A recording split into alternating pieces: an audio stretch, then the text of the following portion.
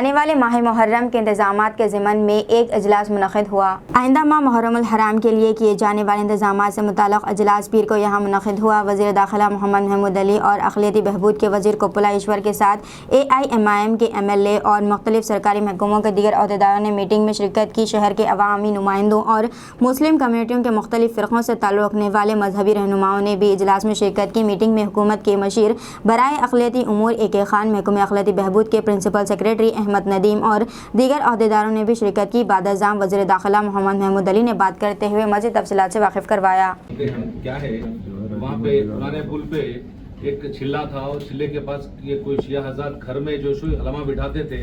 इसके बाद वो घर भी कोई इलीगल बेचा गया, उसके बाद प्रॉपर्टी बिक गई। इनको चेक करने के बाद हम उसको रुकाने पर हमारे पे कंटेम्प्ट आया था, फिर भी कोर्ट में डाले हैं। अगर हम गौर करेंगे इसमें, अगर आशुखाना है तो बराबर हम आशुखाना बनाएंगे वहाँ पे और विजिट करेंगे आपके साथ।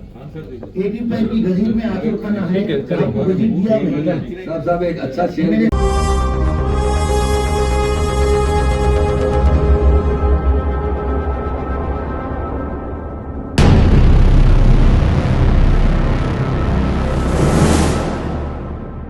अस्सलामुअलैकुम, हेलो, हाय, आदाब एवरीवन। दोस्तों, मैं आपका दोस्त शहबाज खान, आप देख रहे हैं TNT न्यूज़ और देखते रहिए TNT न्यूज़। Thank you.